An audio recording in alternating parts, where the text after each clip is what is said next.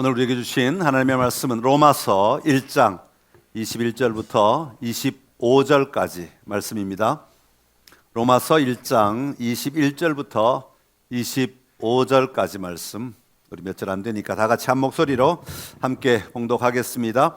하나님을 알되 하나님을 영화롭게도 아니하며 감사하지도 아니하고 오히려 그 생각이 허망하여지며 미련한 마음이 어두워졌나니 스스로 지혜 있다 하나 어리석게 되어 썩어지지 아니하는 하나님의 영광을 썩어질 사람과 새와 짐승과 기어다니는 동물 모양의 우상으로 바꾸었느니라. 그러므로 하나님께서 그들을 마음의 정욕대로 더러움에 내버려 두사 그들의 몸을 서로 욕되게 하게 하셨으니 이는 그들이 하나님의 진리를 거짓 것으로 바꾸어 피조물을 조물주보다 더 경배하고 섬김이라. 주는 곧 영원히 찬송할 이시로다. 아멘. 아멘. 할렐루야. 오늘 우리 산부 예배 오신 여러분들을 진심으로 축복합니다. 우리 하나님의 은혜가 이 시간 여러분 안에, 특별히 여러분의 심령 안에 충만하게 임하시기를 간절히 기원합니다. 오늘 로마서 말씀 가지고 하나님을 알아야 삽니다 라는 제목으로 같이 말씀 나눕니다. 저는 이렇게 여행을 할 때 그 지역의 문화를 좀 알고 싶은 마음이 참 많이 있어요. 왜냐하면 내가 가지고 살아왔던 삶의 문화는 제한되어 있잖아요. 한국 땅 여기서 제가 살아왔던 우리 가정 안에 또 교회 안에 제한되어 있는데, 내가 여기 이 안에만 늘 살다 보면 제가 미처 생각 못하는 것, 내가 미처 가지지 못한 것, 내가 미처 알지 깨닫지 못했던 것들이 다른 사람들은 어떻게 알고 있을까, 이런 게 굉장히 궁금해요. 그래야 또 목사는 또 이게 다양한 관점에서 설교를 할 수 있으니까 자꾸 이렇게 찾고 싶은 마음이 늘 있어요. 그래서 외국에 가거나 낯선 곳에 가면 그 지역에 이렇게 둘러보는데 이런 것들을 찾으려고 애를 써요. 특히 이제 큰 우리 이마트 같은 큰 슈퍼에 가면 음식점들, 뭐랄까, 식재료들은 이제는 한국이나 미국이나 뭐 어느 나라나 인도네시아나 다 똑같아요. 여기 있는 거 거기도 있고 거기 있는 거 여기도 있어요. 이제는 전 세계에 다 똑같아요. 그러니까 뭐 옛날에는 백화점 가면 명품들이 여기도 있고 한국에도 있고 미국에도 있고 다 똑같은데 이제는 식품들까지 다 똑같아요. 그래가지고 어느 슈퍼를 가나 여러분, 뭐 이제 미국 갈 때 김치 싸갖고 가지 마세요. 슈퍼에, 어느 슈퍼에, 아무리 시골 슈퍼에 가도 김치 다 팔아요. 다 팔아요. 그러니까 모든 게 다 있어요. 라면도 있고.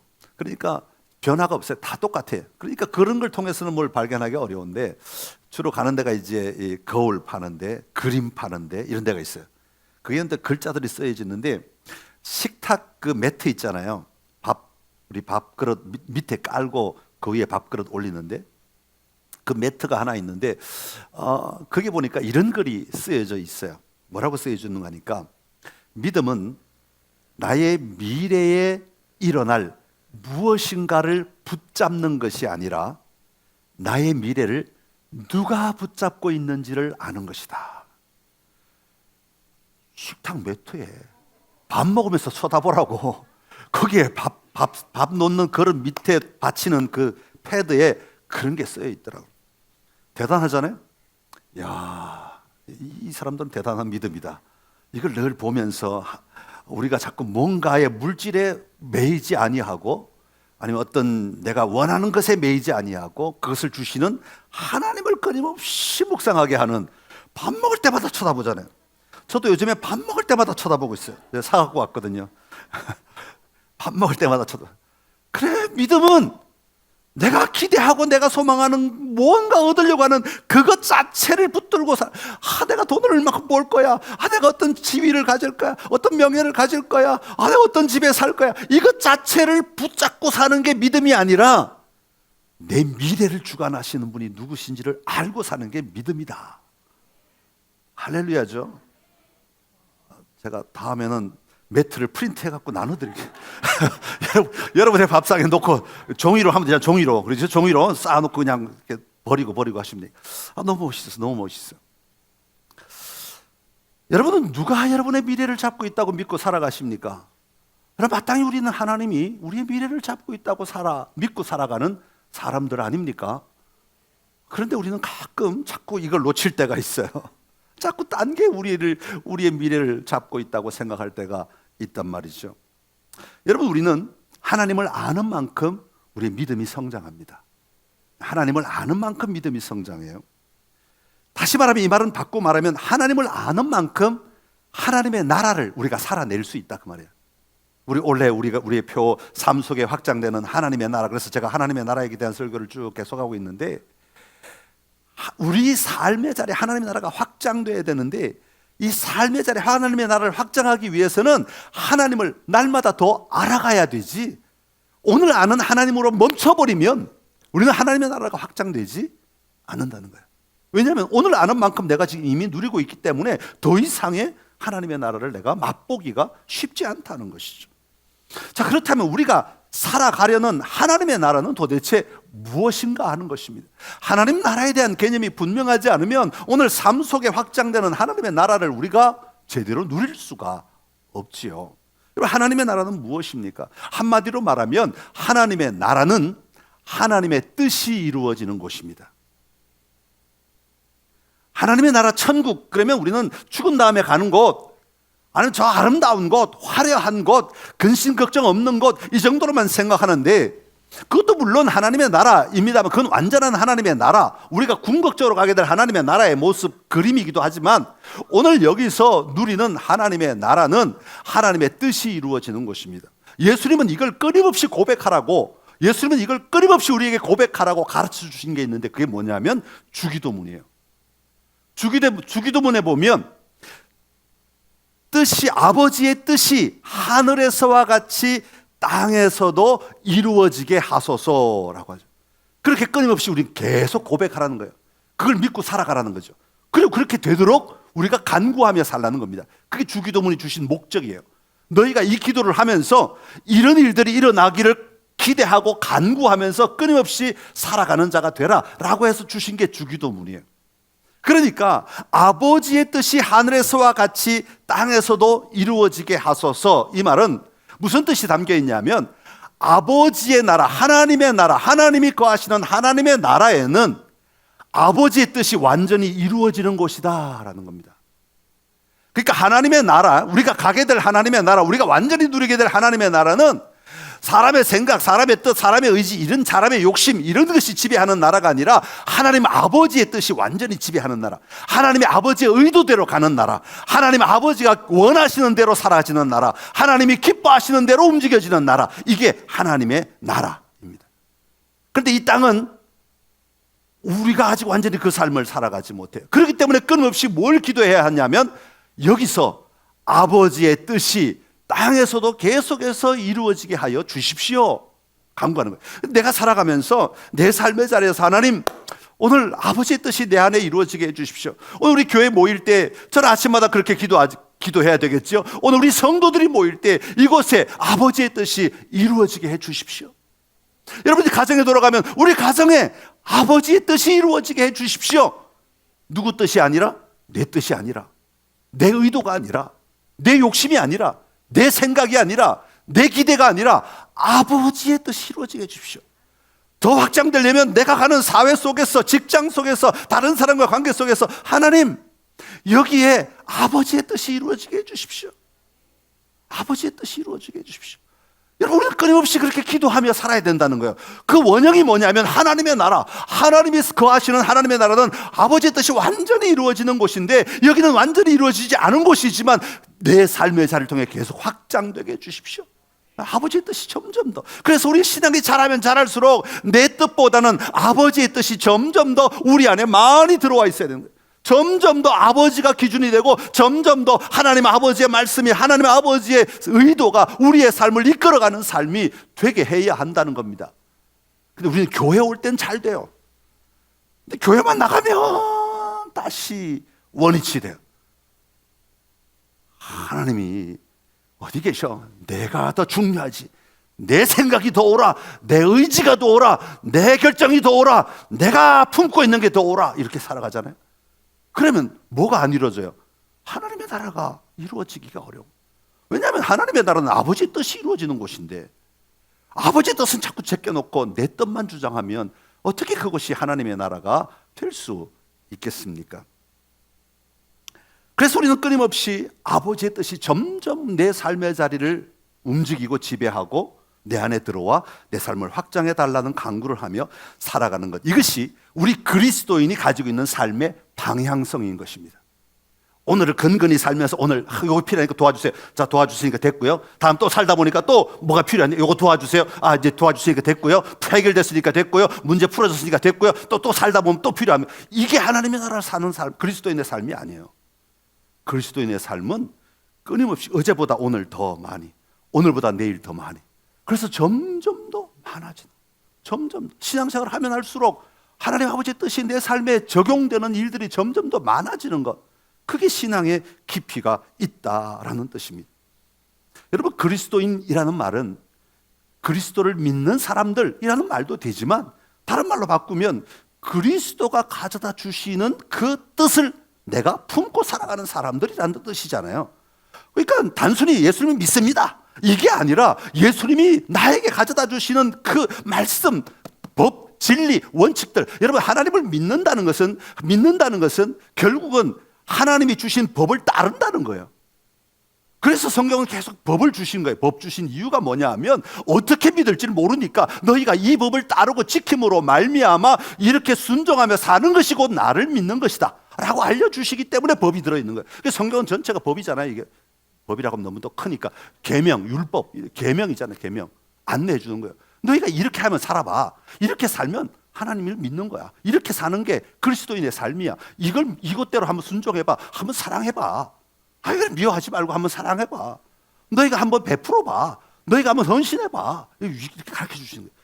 그러다 보면 우리가 여기에 단지 헌신한 게 자체가 중요한 게 아니라, 헌신함으로 말미암아 하나님 아버지의 뜻이 이거였구나 하는 것들을 발견할 수 있게 된다고 하는 겁니다. 그래서 우리가 신앙생활하면서 하나님을 알아가는 것은 굉장히 중요한 일입니다. 하나님을 알아가는 것은 너무너무 소중한 일이에요. 그래서 호세아는요, 하나님을 알자고 그렇게 외치는 거예요. 호세아 6장 3절의 말씀 우리 한번 읽어볼까요? 호세아 6장 3절 말씀 시작. 그러므로 우리가 여호와를 알자, 힘써 여호와를 알자. 그의 나타나심은 새벽빛같이 어김없나니 비와 같이 땅을 적시는 늦은 비와 같이 우리에게 임하시리라 하니라. 아멘.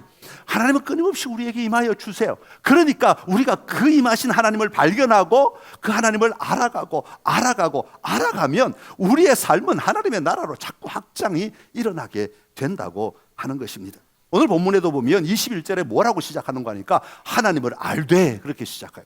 하나님을 안다라는 말로 시작하고 있는 거예요. 여러분, 하나님을 안다, 여호와를 알자, 안다라는 말은 그 당시 사회에서는, 이 로마서를 기록될 당시에서는 두 가지 의미가 있어요. 하나는 뭐냐 하면 그 사회적 배경이에요. 사회적 배경으로는 지식을 안다라는 거예요. 정보를 안다는 거야. 그리스 로마 문화에서는 지식을 안다, 뭘 안다 그러면 정보를 안다, 지식을 안다, 이런 뜻이에요. 그러니까 하나님에 관한 정보를 알고 있다, 하나님에 관한 지식을 안다, 그런 뜻으로 써요. 그런데 성경이 말하고자 하는 것, 사도 바울이 말하고자 하는 것은 히브리적 관점으로는 단순히 지식으로 아는 것이 아니라 내가 하나님에 관하여 알고 하나님을 인정하고 내가 가진 지식들을 하나님 앞에서 인정하고 고백함으로 말미암아 그에 걸맞는 예배와 찬송까지 올려드리는 것, 이것을 안다라고 말하는 거예요. 다시 말하면 내가 아는 지식선에서 머무는 것이 아니라 그 지식이 내 삶의 기준이 되고 내 삶의 잣대가 되어서 그 말씀대로 내가 행동하며 살아가는 것, 내가 하나님 앞에 경배 올려드리고 기쁨을 올려드리고 감사 올려드리며 살아가는 것까지를 아는 것이다. 그걸 여호와를 안다라는 말로 표현하고 있는 거예요. 여러분, 우리의 신앙은 우리 하나님을 아는 것에서 출발합니다. 하나님을 알지 못하면 우리는 말로는 하나님을 믿는다고 말하지만 실제로는 우상을 숭배하는 것이다 라고 말해요. 왜냐하면 하나님 아는 것을 하나님처럼 여겨버리면, 하나님이 원하지 않는 것을 하나님처럼 여겨버리면 그게 곧 우상이 되어버리고 마는 거죠. 그렇기 때문에 하나님을 알지 못하고 예배하면 우상을 예배하는 것이 되어버리고 만다라는 겁니다. 우리 하나님은 오늘도 살아계시고 어제도 살아계시고 오늘도 살아계시고 내일도 영원히 다스리시는 하나님이신 줄로 믿습니다. 그 하나님을 경험하고 또 하나님의 뜻을 알고 그리고 하나님에게 걸맞는 예배를 드릴 때 우리는 우리의 삶의 자리에 날마다 하나님의 나라가 확장되는 줄로 믿습니다. 바라기는 선창의 모든 가족들의 삶 가운데 이런 하나님의 나라가 확장되기를 간절히 기원합니다. 자, 그렇다면 하나님을 아는 자라고 할 때 하나님을 안다는 것을 우리는 어떻게 알 수 있겠는가 하는 겁니다. 우리가 하나님을 안다는 것을 어떻게 알 수 있느냐 하면 오늘 본문은 뭐라고 말하는 거니까 하나님을 아는 자가 마땅히 해야 할 일을 하는가를 보면 하나님을 아는 줄을 안다 이 말이죠. 어려워요? 마땅히 해야 할 일을 하는 자들은 하나님을 아는구나 라고 말할 수 있다는 거죠. 그렇다면 오늘 사도 바울이 마땅히 해야 할 일이 뭐라고 말하고 있겠어요? 우리 21절의 말씀을 한번 읽어보겠습니다. 21절입니다. 시작. 하나님을 알되 하나님을 영화롭게도 아니하며 감사하지도 아니하고 오히려 그 생각이 허망하여지며 미련한 마음이 어두워졌나니. 아멘. 자, 이게 보면 두 부분으로 나눌 수 있는데 아니하며 아니하고라고 하는 것은 원래 해야 되는데 안 했다 그 말이니까 그럼 원래 해야 되는 게 뭐냐를 찾으면 하나님을 아는 자가 원래 해야 되는 게 뭔지를 우리가 볼 수 있잖아요. 그 첫 번째가 뭐냐면 하나님을 영화롭게 해야 된다는 거예요. 하나님을 알되 하나님을 영화롭게도 아니하며 그건 잘못된 삶이라는 거죠. 그러니까 마땅히 하나님을 아는 사람은 뭘 해야 된다고요? 하나님을 영화롭게 해야 된다라는 겁니다.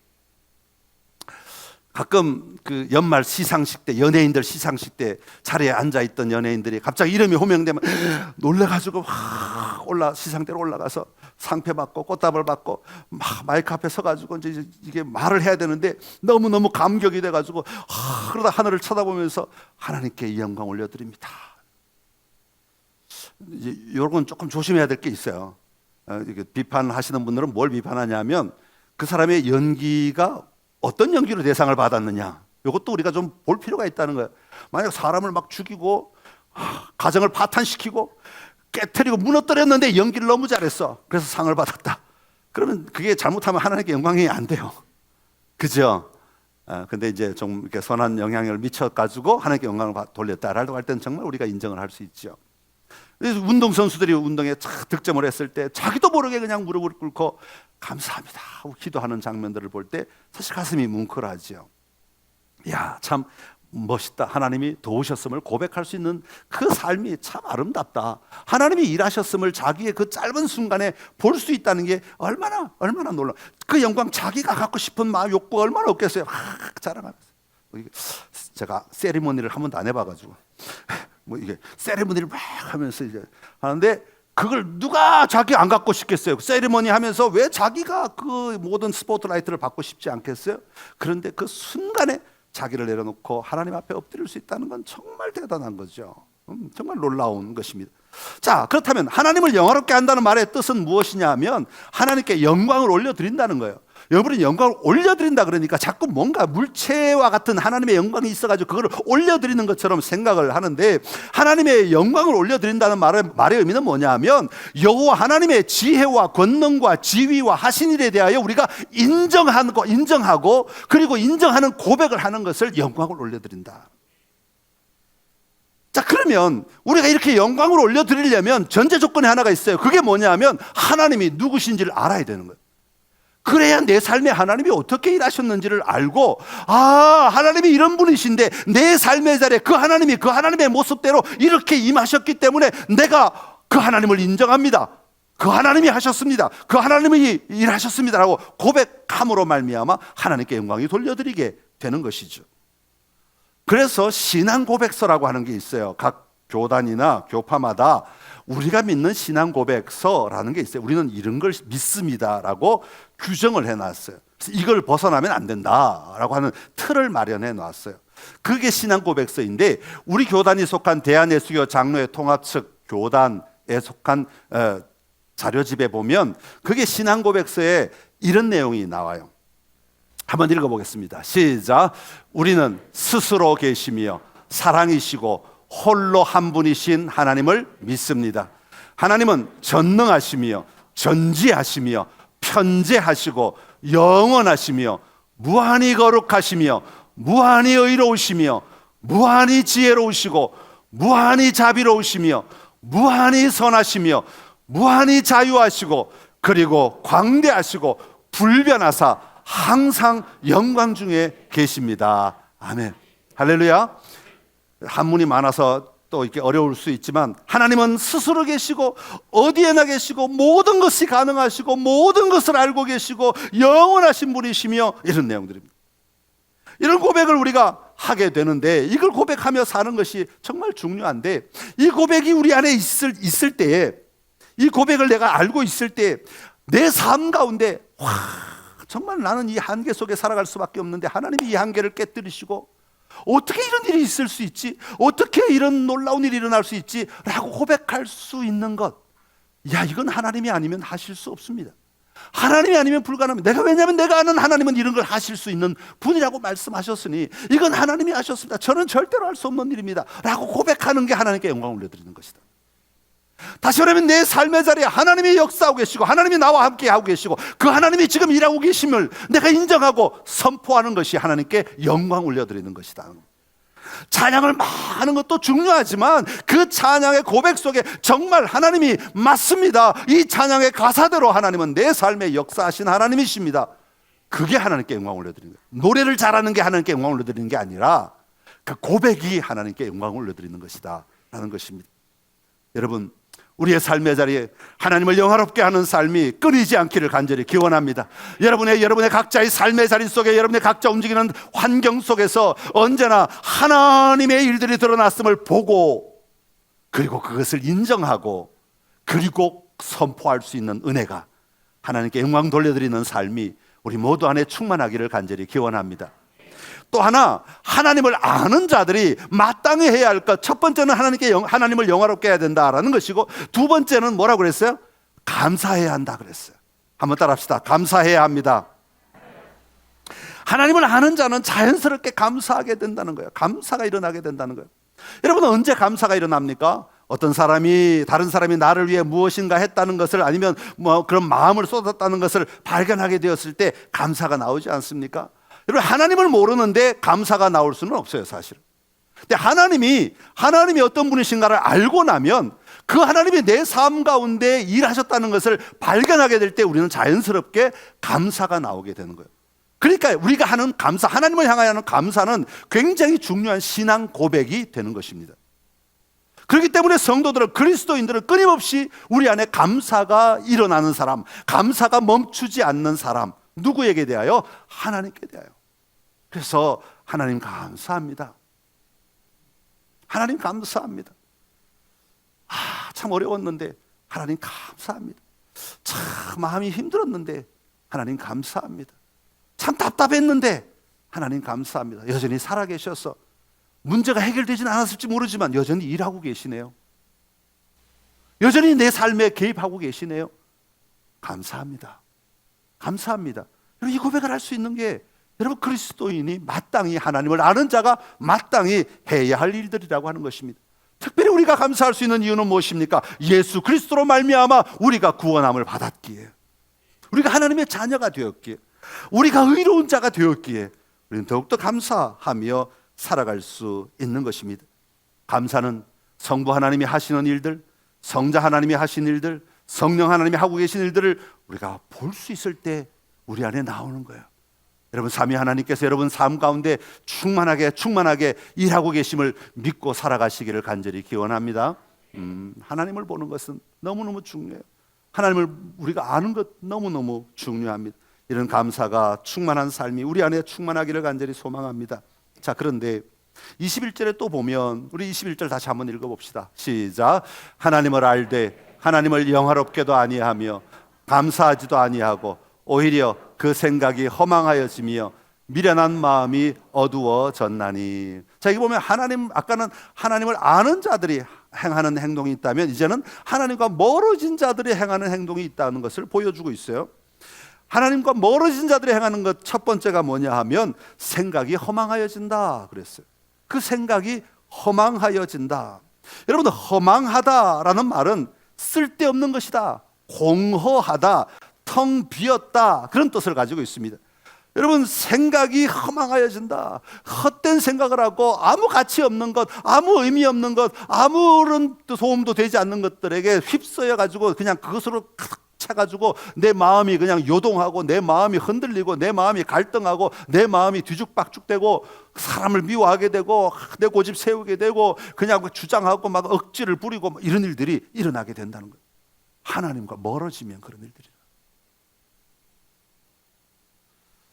사도 바울은 이런 삶을 가리켜서 에베소서 4장 17절에 이렇게 말합니다. 같이 읽어보겠습니다. 그러므로 내가 이것을 말하며 주 안에서 증언하노니 이제부터 너희는 이방인이 그 마음에 허망한 것으로 행함같이 행하지 말라. 아멘. 자, 마음에 허망함으로 행하는 사람들은 누구냐면 이방인들이라는 거예요. 이방인은 누구를 가리킵니까? 단지 유대인이 아닌 사람이 아니라 신약 시대로 넘어오면 이방인이 누구냐면 예수 그리스도를 알지 못하는 사람들이 다 이방인이 되는 거죠. 예수 그리스도를 만나지 못한 사람들, 예수 그리스도를 알지 못하는 사람들은 다 이방인들이에요. 하나님을 알지 못하는 사람들은 그 마음에 허망한 것을 추구하며 살아가는, 쓸데없는 것 가지고, 공허한 것 가지고, 가치 없는 것 가지고 그거 붙들고 그거 놓치면 죽는 줄 알고, 그거 놓치면 죽는 줄 알고 살아가는.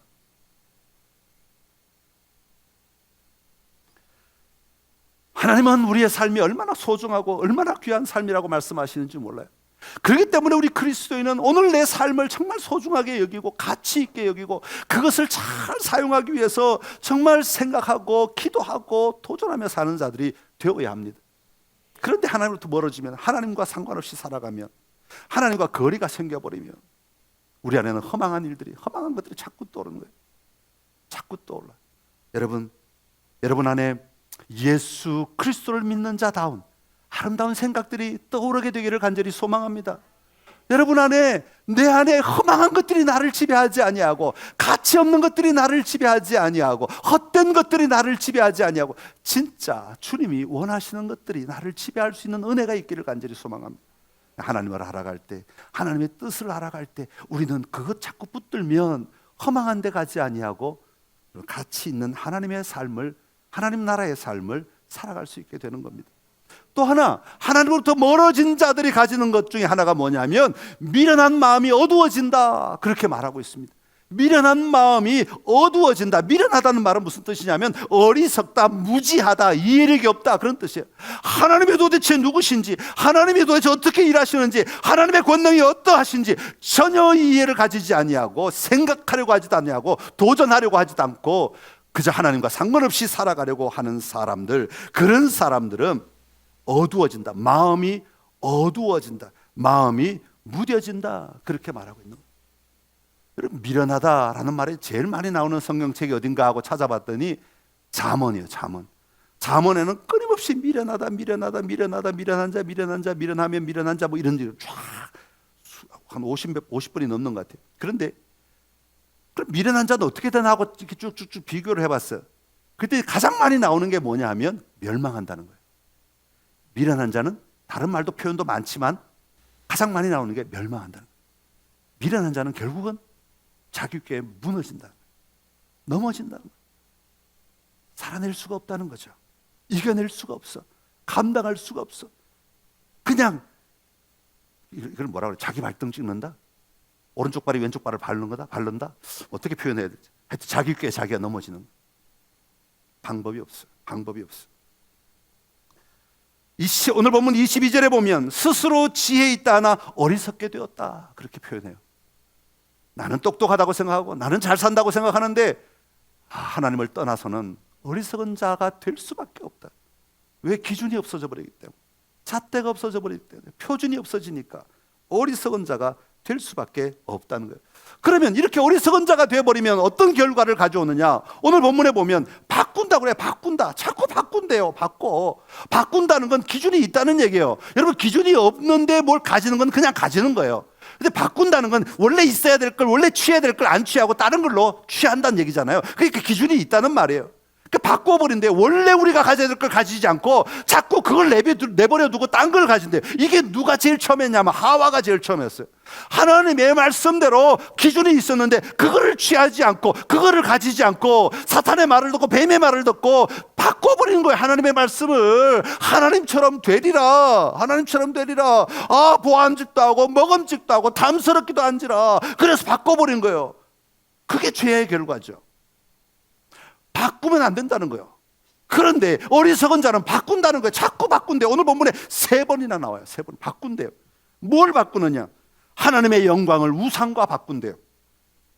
그런데 내가 바꾼 게 우상인지 몰라요. 그게 또 하나님인 줄 아는 거죠. 하나님의 일하심을 믿지 않고 신뢰하지 않고 맡겨드리지 않고 자꾸 내 마음대로 하고 싶은 욕심에 사로잡혀 있는 것, 이게 곧 우상이다 그 말이에요. 또 하나는 하나님의 진리를 거짓 것으로 바꾼대요. 피조물을 조물주보다 더 경배하게 된다고 말하는 거죠. 마지막으로는 26절에 순리대로 쓸 것을 바꾼대요. 하나님이 정해놓으신 순리가 있는데, 이 땅에 순리가 있는데 그걸 지 마음대로 바꾼대요. 그 상징적인 게 뭐예요? 남자가 여자를, 여자가 남자를 순리대로 살아라고.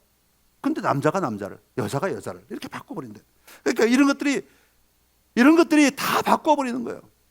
어떤 사람들이 하나님과 멀어지면, 하나님을 떠나면, 하나님을 인정하지 못하고 살아가면 바꾸는 삶이 일어나게 된다는 거죠. 여러분, 오늘 우리 하나님은 우리의 통치자이시고 우리의 영원한 왕의 왕이신 줄로 믿습니다. 아까 우리 찬양에서 고백했죠.